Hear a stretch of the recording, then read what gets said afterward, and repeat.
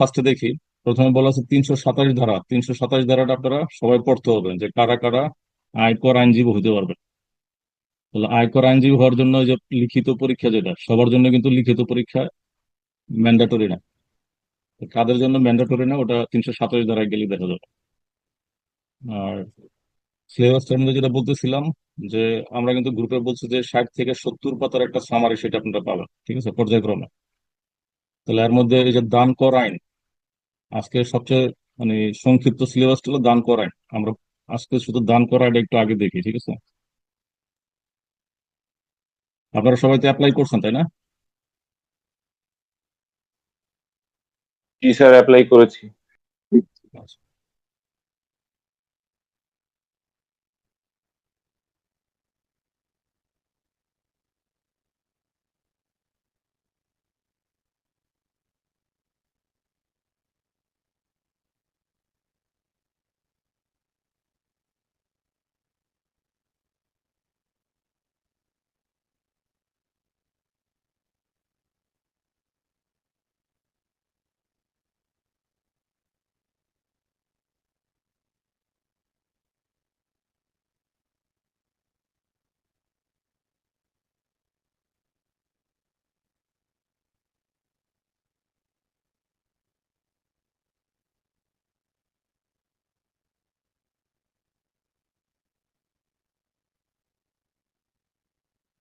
আমার কাছে সবগুলি আইন ডাউনলোড করা আছে, আর আপনারা যদি সেপারেটলি ট্রাই করতে পারেন, তাহলে এই যে গুগল ক্রোম অথবা গুগলস এর মাধ্যমে আপনারা ইনকাম ট্যাক্স ওয়েবসাইট যেটা আছে, national revenue, national board of revenue, তো এখানে যদি যান দেখবেন যে এই যে অ্যাক্ট, রেগুলেশনের ভিতর অ্যাক্ট আছে, অ্যাক্টের মধ্যে আপনি ইনকাম ট্যাক্স অ্যাক্ট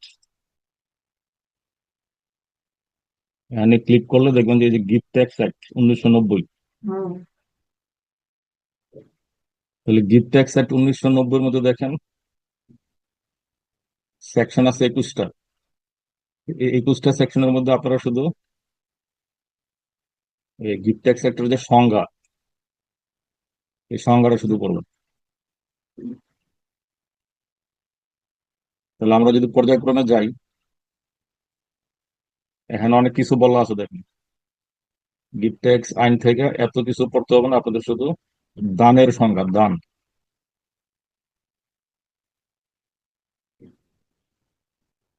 ইউজুয়ালি দানের সংজ্ঞা আসে, তাহলে দানের মধ্যে দেখেন কি কি কথা বলা আছে। এক ব্যক্তি কর্তৃক অন্য ব্যক্তিকে স্বেচ্ছা অর্থ বা অর্থমূল্যের প্রতিলাভ ছাড়া কোন স্থাবর বা অস্থাবর সম্পত্তি হস্তান্তর বুঝাইবে। তাহলে এটা যদি আমরা বিভক্ত করি, তাহলে বিষয়টা আসতেছে যে কোনো ব্যক্তি অন্য কোনো ব্যক্তির নিকট তার মালিকানা দিন বা তার এন্টাইটেল আছে এরকম কোন স্থাবর অথবা অস্থাবর সম্পত্তি ট্রান্সফার করবে।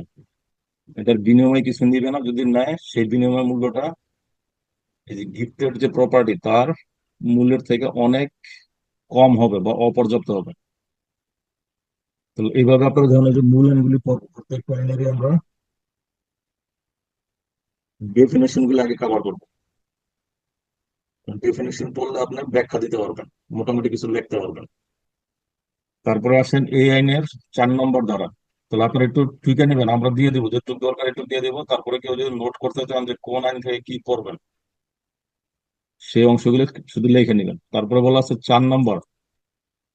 তাহলে ডেফিনেশন থেকে অনেক সময় কোশ্চেন আসে, থাকে 2 মার্কস।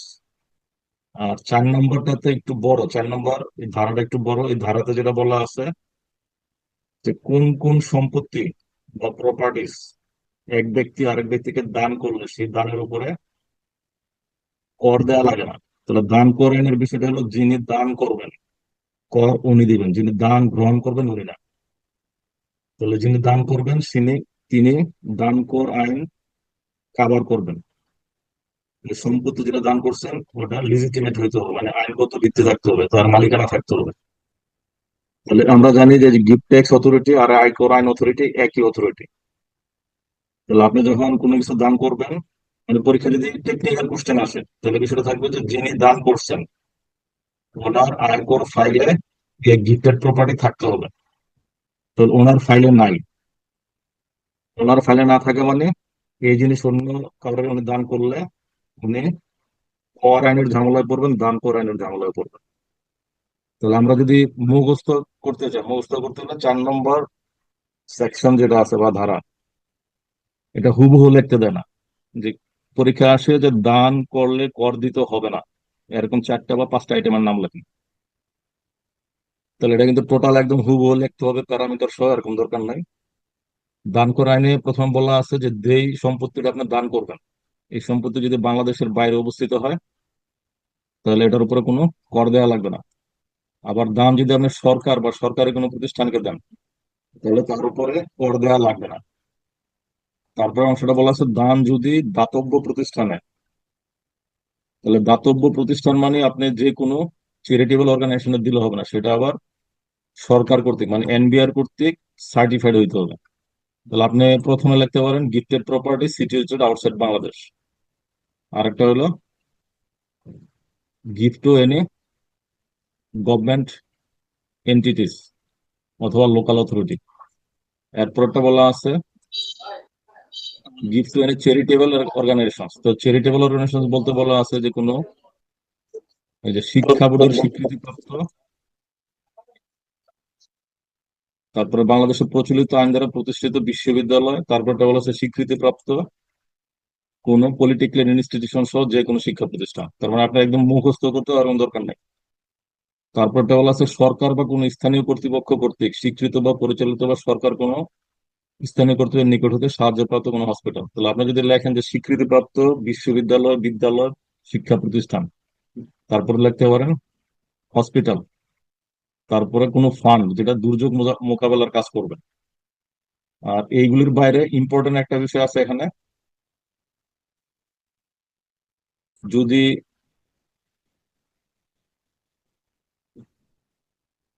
করদাতা সারা বছর এই যে চ্যারিটেবল অর্গানাইজেশন দান করছেন, এটার সর্বোচ্চ পরিমাণ হবে বলছে 1 লাখ, অথবা ওই করদাতার মোট আয়ের 20%, যা কম। তাহলে এই যে এতক্ষণ আমরা আলোচনা করলাম, আমাদের সবচেয়ে জটিল অংশ হলো এটা, এটা মনে রাখা যে দান আপনি করতে পারবেন, চ্যারিটেবল অর্গানাইজেশন দান করলে সেটা আপনার মোট আয়ের, মানে যে বছর দান করবেন ওই বছরের মোট আয়ের 20% অথবা 1 লাখ, যা কম। এর বেশি যদি দেন সেটা আবার ট্যাক্সের মধ্যে আসবে। তারপরে একটা হচ্ছে যদি যান যদি ভরণ পোষণের জন্য, তো ভরণ পোষণ মানে বলছে আপনার উপর নির্ভরশীল কোনো ব্যক্তিকে যদি আপনি দেন, নির্ভরশীল,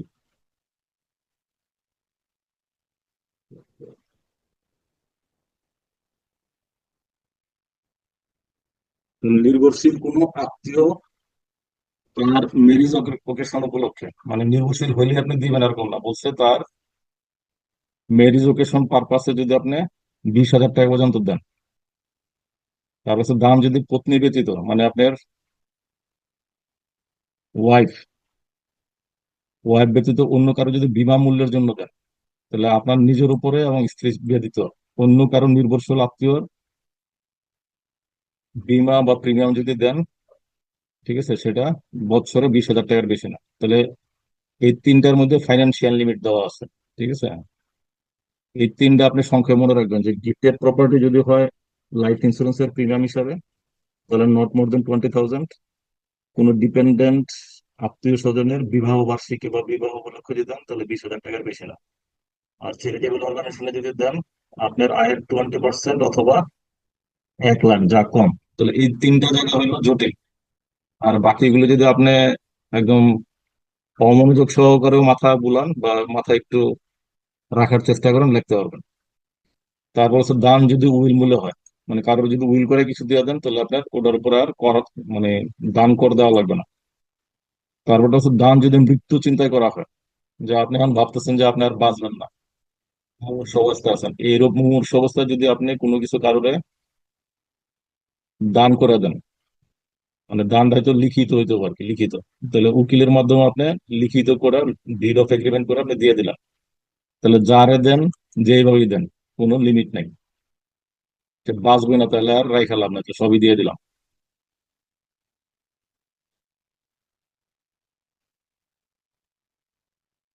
এরপর অংশটা আছে দান যদি পুত্র, কন্যা, পিতা, মাতা, স্বামী, স্ত্রী, আপন ভাই অথবা আপন বোন। তাহলে এই যে পারিবারিক এসব সদস্য, এদের আপনি যা দিবেন, যত টাকাই দেন, কোনোটাই ট্যাক্সেবল না। আর একটা বলা আছে জেনারেল এক্সেম্পশন। আপনি বিভিন্ন জায়গায় দান দিলেন, দিতে দিতে সারা বছরে দেখা গেল বিশাল পরিমাণ দান করে দিচ্ছেন। তাহলে এই যে সেকশন 4-এ বলা আছে এইগুলির বাইরেও যদি দান হয়ে থাকে, তাহলে ওই দানের উপরে কর হিসাব করতে হবে, দান কর। তাহলে দান কর আইনের ক্ষেত্রে বলা আছে টোটাল যে করযোগ্য দান করছেন সেই দানের 20,000 টাকা পর্যন্ত কোনো ট্যাক্স নাই, বাকি অংশের উপরে ট্যাক্স দেওয়া লাগবে। এখন এই যে 4 নম্বরের পরে এখন আপনি জানবেন যে এই যে দান কর, দান কর আইনে দান যদি করযোগ্য হয় তাহলে কত টাকা কর আসবে। এই কত টাকা কর আসবে এর মধ্যে বলা আছে এই যে এই যে অব্যাহত সীমার অতিরিক্ত, তার মানে 20,000 টাকার অতিরিক্ত যদি দান থাকে তাহলে প্রথম 5 লাখ টাকার উপরে 5%, পরের 10 লাখ টাকার জন্য 10%, পরবর্তী 20 লাখ টাকার জন্য 15% এবং অবশিষ্ট অংশের উপরে 20%। এই হলো টোটাল আলোচনা।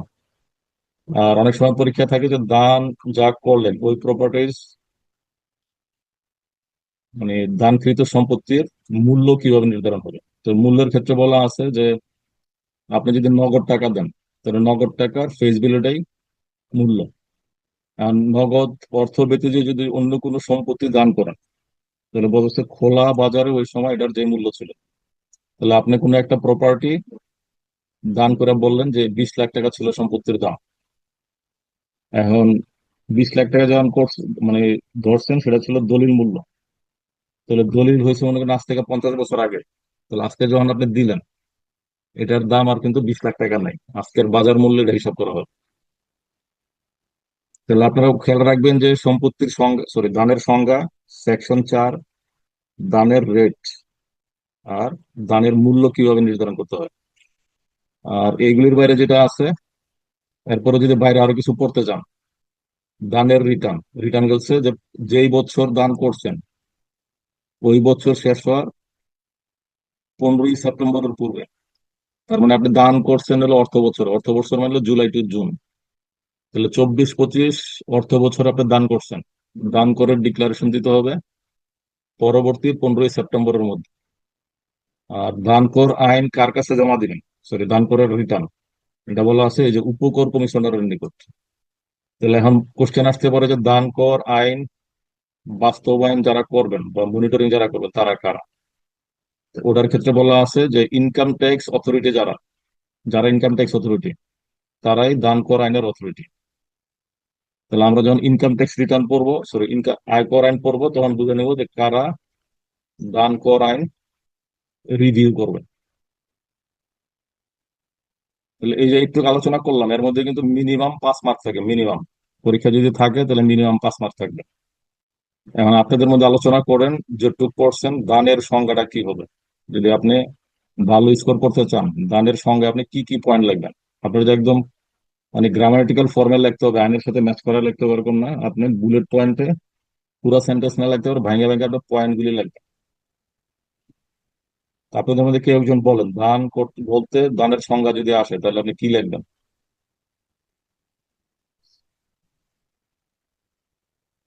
কেউ বলবেন না? মানে এখন না বললে দেখবেন যে ভাইবা পরীক্ষার সময়ও মুখ দেওয়ার কথা আসবে না, কনফিউশন লাগবে। তাহলে জড়তা কাটাইতে হলে কিন্তু এখনই পার্টিসিপেশন দরকার, ঠিক আছে?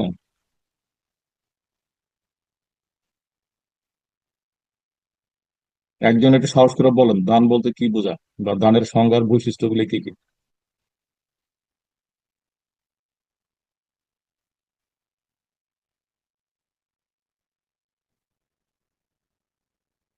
কেউ আলোচনা করবেন না নাকি?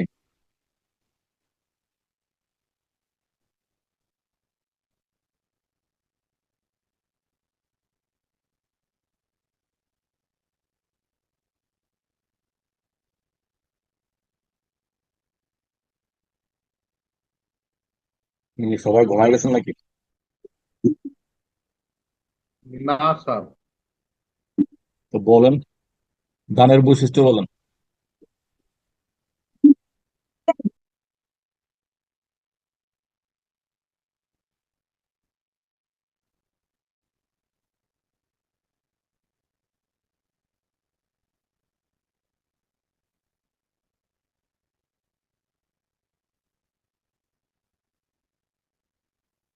এখন পরীক্ষা যদি আসে জিটিএ, ইলাবোরেশন ফর্ম বলো। জিটিএ, জিটিএ বলতে কি বোঝায়?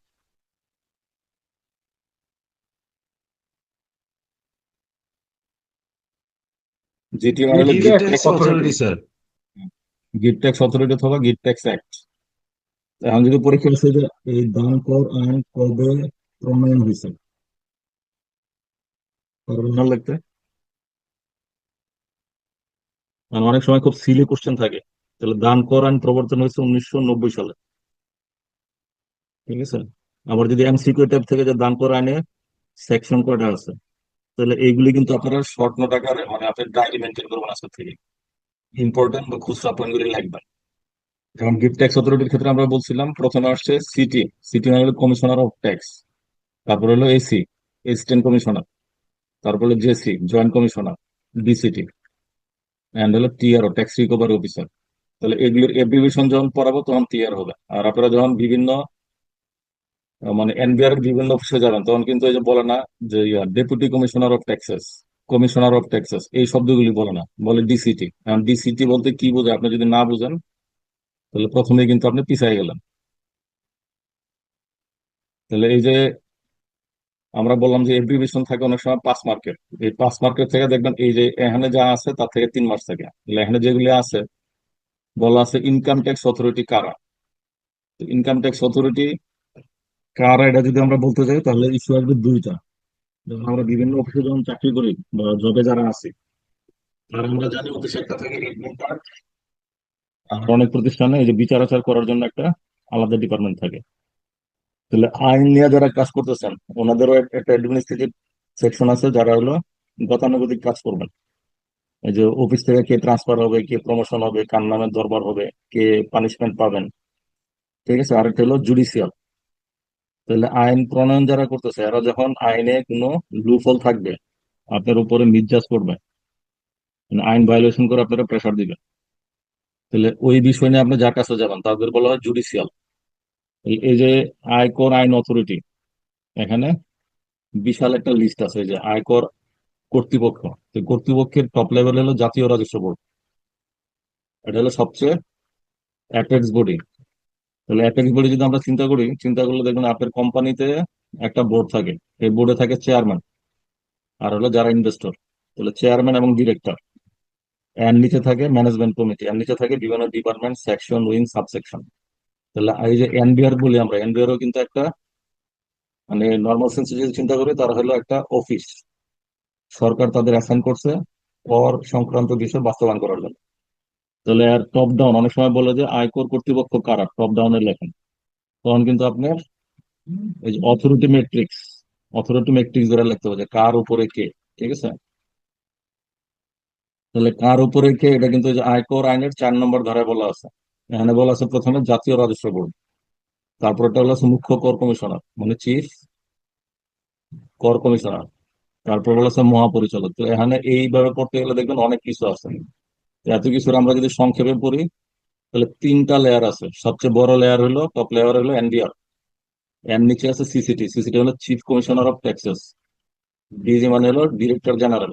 সিটি মানে হলো কমিশনার অফ ট্যাক্স, ঠিক আছে। তাহলে এই ডিজি আবার আছে আলাদা আলাদা ডিপার্টমেন্টের, যেমন DG inspection, DG LTO, DG CIC.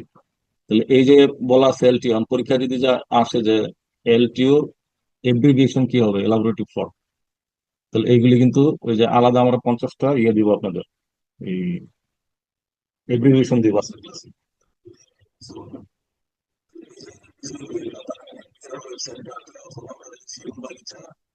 তো এনবিআর এর যে মেইন অফিস, ইয়েতে কি বলে এটা, আগারগা। আগারগাঁও। সেগুন বাগিচা। হ্যাঁ, তো আগারগাঁয়ে যা বা সেগুন বাগিচা কোনো অফিসের নিচে দাঁড়ালে দেখবেন এগুলি ইউজুয়ালি কি হয়, একটা বড় অফিস যখন থাকে বা একটা বিল্ডিং, ও জায়গায় যদি 10টা 50টা অফিস থাকে নিচে কিন্তু লেখা থাকে যে কোন ফ্লোরে কে থাকেন, ঠিক আছে। তাহলে ওটা ওইভাবে আপনারা ফিজিক্যালি মুভ করলেও বুঝতে পারবেন, অথবা এনবিআর ওয়েবসাইট অথবা আইনের বই দেখলেও এই বিষয়গুলি বলা আছে। তাহলে আমরা সংক্ষেপে এনবিআর মানে হলো national board of revenue, CCT মানে হলো chief commissioner of taxes, DG মানে ডিরেক্টর জেনারেল, সিটি মানে হলো কমিশনার অফ ট্যাক্সেস, ডিজি এটা বললাম আগে। এখন আসছে সিআইসি, সিআইসি মানে সেন্ট্রাল ইন্টেলিজেন্স। সিটি মানে হলো কমিশনার অফ ট্যাক্স। তাহলে আমরা যদি আরো সংক্ষেপ করি আপনি এই ডিজি রাখলেন, ডিজি রাখার পরে এগুলি আপনারা চালাই দিবেন। ঠিক আছে, আপনারা চালাই দেন। আমি দেওয়ার পরে এগুলো পেন থ্রো করবেন, কাটে রাখবেন। কাটলে আপনি বুঝবেন যে একদম জেনেরিক কারা আছে। তাহলে এনবিআর, এনবিআর উপর হলো সিসিটি, তারপর হলো সিটি, তারপর হলো এসিটি, জেসিটি। ঠিক আছে, এরা আবার বিভিন্ন ডিপার্টমেন্ট, বিভিন্ন সেকশনে থাকতে পারে। ঠিক আছে, এই কারণে সেকশন বা ডিপার্টমেন্টের নামগুলি বলা আছে। তাহলে জেনেরিক যদি বলি, তাহলে প্রথমে আসতেছে, আমরা একটু বোল্ড করে দিই।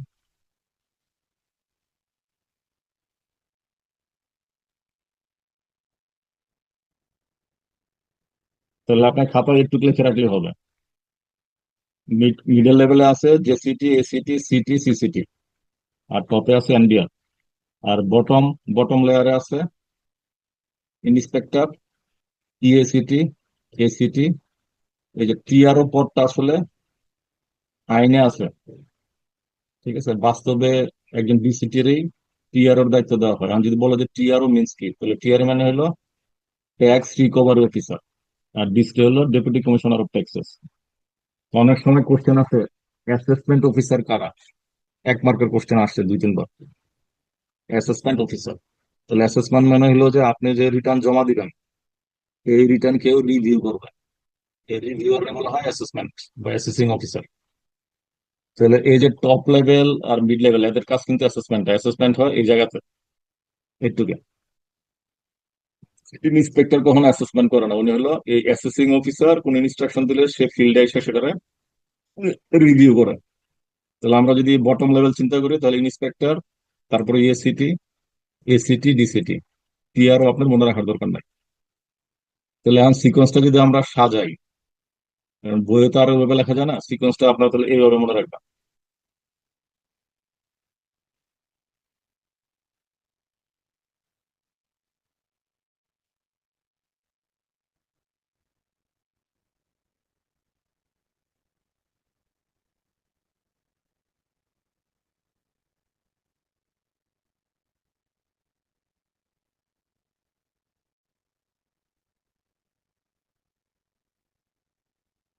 তাহলে এই যে বক্স বা টেবিল, এই টেবিলটা কয়েকবার রিভিউ করলে এই শব্দগুলো যদি আপনার মাথায় থাকে সিকোয়েন্সিয়ালি, তাহলে আপনার মনে থাকবে। এখন আপনারা কি করবেন, এই যে ট্রিক্স যেগুলি বলতেছি, এগুলি ডায়েরিতে টুকলেন, অথবা আপনি আপনার যে হোয়াটসঅ্যাপ আছে, হোয়াটসঅ্যাপ, আপনার পার্সোনাল হোয়াটসঅ্যাপে আপনি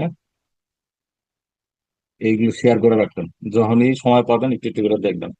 তাহলে আমরা যদি সিকোয়েন্সিয়ালি বলি, আই ফর হলো ইন্সপেক্টর, তারপরটা হলো extra assistant commissioner of taxes, তারপরটা হলো অ্যাসিস্ট্যান্ট কমিশনার অফ ট্যাক্সেস, তারপরে ডিসিটি, তারপর JCT, ADCT, additional commissioner of taxes, commissioner of taxes, chief commissioner of taxes, NBR.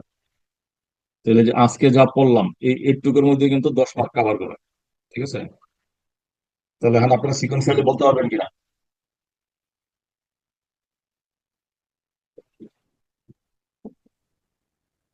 এই যে ইনকাম ট্যাক্স অথরিটি বললাম, এটা এই এই বিষয়টা আপনারা সিকোয়েন্সিয়ালি বলতে পারবেন কিনা, যে শুরু থেকে উপর পর্যন্ত। আর এই টোটাল অথরিটির মধ্যে 3 জন হলো অ্যাসেসিং অফিসার, এও, অ্যাসেসমেন্ট অফিসার বা অ্যাসেসিং অফিসার। অ্যাসেসিং অফিসার হলো ইএসিটি, এসিটি, আর ডিসিটি।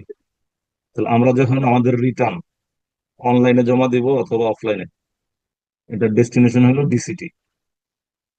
তাহলে অনেক সার্কেল অফিস, সার্কেল অফিস মানে হলো এই যে সারা বাংলাদেশে যে এনবিআর কর আদায় করবে, করার জন্য সারা বাংলাদেশে তাদের ন্যাশন ওয়াইড অফিস আছে, এটা হলো জোন। আমরা যখন আমাদের সেলস টেরিটরি ভাগ করি, টেরিটরির উপরে থাকে এরিয়া, এরিয়ার উপরে থাকে জোন। তাহলে জোন হলো একটা বিশাল কাভারেজ, এর আন্ডারে অনেকগুলি সাব অফিস থাকে, এই সাব অফিস গুলো বলা হয় সার্কেল, আয়করণে সার্কেল বলে। তাহলে সার্কেলের সর্বোচ্চ কর্মকর্তা হলো এই অ্যাসেসিং অফিসার। তাহলে অ্যাসেসিং অফিসার হইতে পারে ডিসিটি, অথবা এসিটি, অথবা ইএসিটি।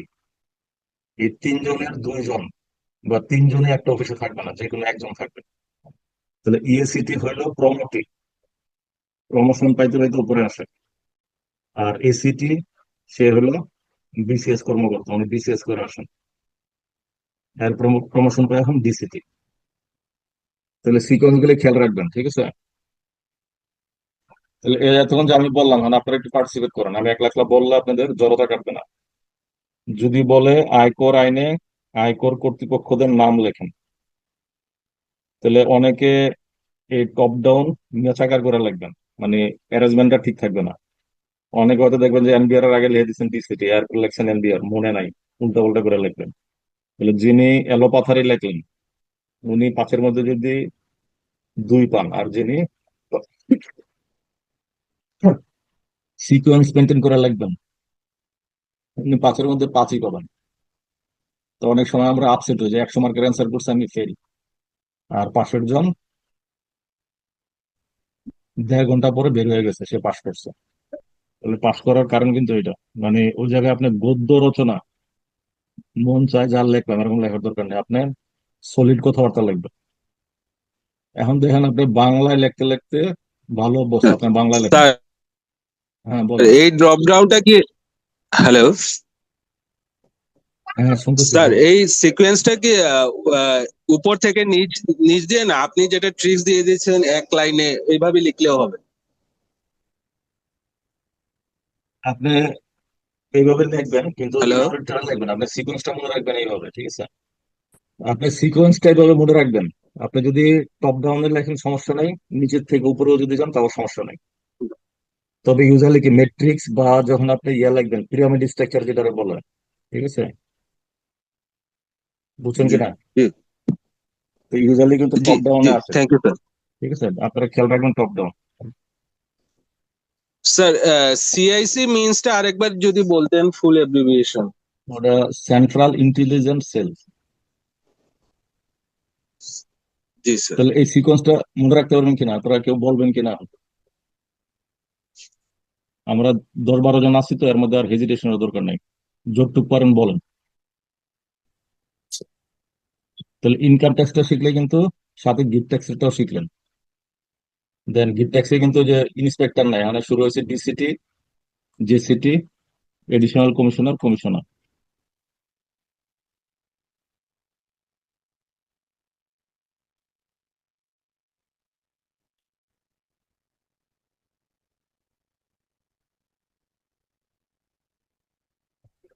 বলছিলাম গিফট ট্যাক্সের ইম্পর্টেন্ট পয়েন্ট, গিফট গিফট মানে হলো এটা একটা one kind of direct tax. Direct tax মানে হলো যিনি গিফট দিলেন ট্যাক্সটা তিনি দিয়ে দিলেন, ঠিক আছে।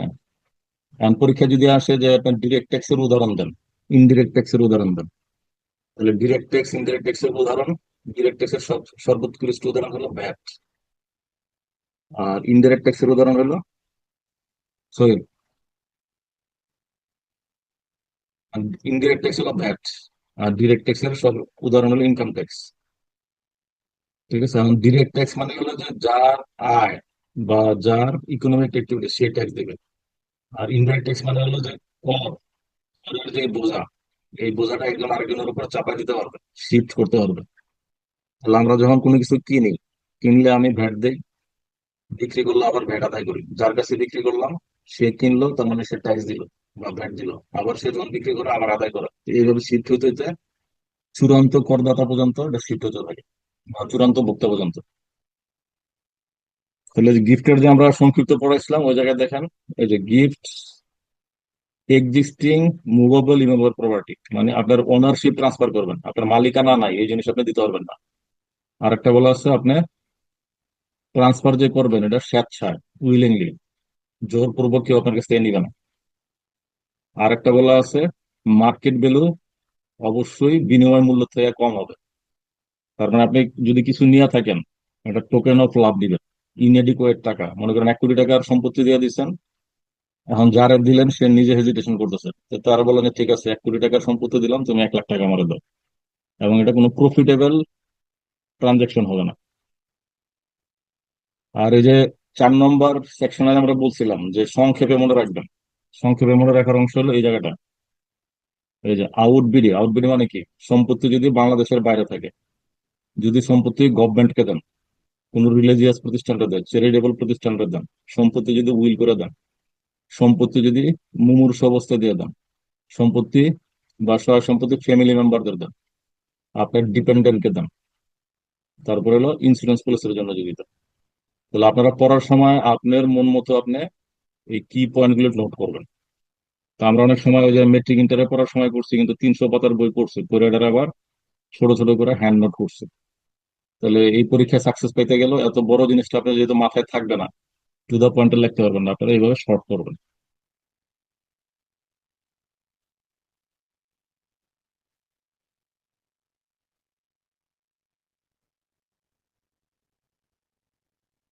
এই যে গিফট ট্যাক্স অথরিটি, এখানে আবার বলা আছে যে সর্বোচ্চ বডি হলো এনবিআর। তাহলে এনবিআর মানে national board of revenue. Commissioner, AC মানে এডিশনাল কমিশনার, জেসি মানে জয়েন্ট কমিশনার, ডিসি মানে ডেপুটি কমিশনার।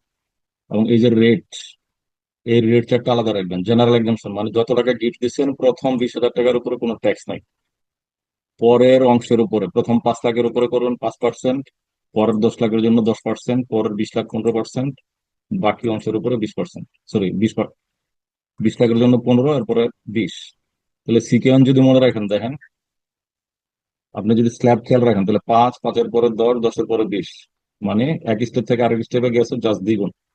5-এর দ্বিগুণ 10, 10-এর দ্বিগুণ 20। আর রেট যদি দেখেন প্রতি স্টেপে 5% করে বাড়ছে। ঠিক আছে, তাহলে আপনি যদি লেখেন জিটি, আপনার খাতায় এখন আপনার গাড়িতে লিখলেন জিটি রেট, জিটি রেট,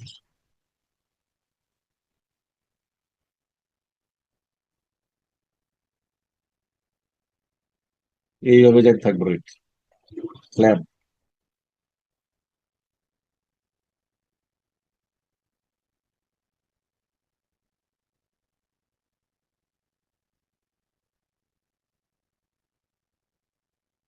তার মানে দ্বিগুণ হইতে থাকবে, 5-এর পরে 10, 10-এর পরে 20।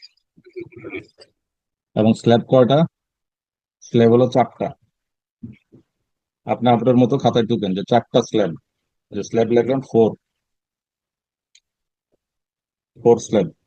মানে যারা ফাঁকি দিবেন তারা এইভাবে চেষ্টা করবেন, আর যারা মনোযোগ দিবেন, ঠিক আছে, তারা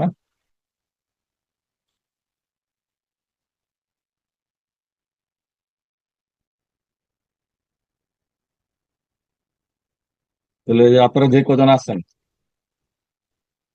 তাদের মধ্যে যদি টিম বিল্ড করতে পারেন বা এই গ্রুপে আপনারা যখন যা মনে আসে লিখবেন, দেখবেন যে 2-1 জন খুব মনোযোগী আছে, কনসার্ন আছে, ওনারা দেখবেন যে প্রায় সময় অ্যান্সার বা রেফারেন্স দেওয়ার চেষ্টা করবে। তাহলে আজকে যেটুক হয়েছে একটু মোটামুটি বুঝছেন কিনা? আর গিফট টেক্স থেকে অঙ্ক ইউজুয়ালি থাকে না।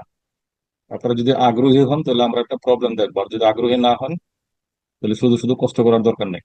মানে আইটিপি পরীক্ষার জন্য এত জটিলতা যাওয়ার দরকার নেই। স্যার জটিল কমই করি স্যার। হ্যাঁ, আগে আমরা বেসিক বেসিক গুলো শেষ করি। জি স্যার, আমরা মোটামুটি বুঝেছি স্যার। আপনি যদি মানে কোনো করতে চান করলে আমরা একটু দেখলাম, তাহলে আরো বেশি আইডিয়া হইলো স্যার। কোনটা? দানকর থেকে কি কোনো ম্যাথ আসে? না, এই পর্যন্ত পরীক্ষা দান করতে থেকে ম্যাথ আসে নাই। জি তারপরে ওই যে মানে আমি বললাম যে আমরা যদি মেইন কাভারেজটাকে নিয়ে নিতে পারি, তারপরে আমরা এইসব অতিরিক্ত অংশে যাবো আর কি। ঠিক আছে, তাহলে দেখেন এই যে এব্রিভিয়েশন লাইফ টাইমে একবারই আসছে, ছিল 3 মার্ক। এই 3 মার্কের জন্য এব্রিভিয়েশন কি কি ছিল দেখেন, যে এই কয়েকটা এব্রিভিয়েশন ছিল। তাহলে অলরেডি কিন্তু এগুলো আমরা পড়ছি, যেমন এডিআর, আগের ক্লাসে বলছিলাম অল্টারনেটিভ ডিসপুট রেজলিউশন। এআইটি মানে হলো অ্যাডভান্স ইনকাম ট্যাক্স, আইটিপি মানে হলো ইনকাম ট্যাক্স প্র্যাকটিশনার, এনবিআর হলো ন্যাশনাল বোর্ড অফ রেভিনিউ। টিনের ব্যাখ্যা তো জানেন সবাই, TIN, tax identification number. Tax identification number. Tax payer identification number.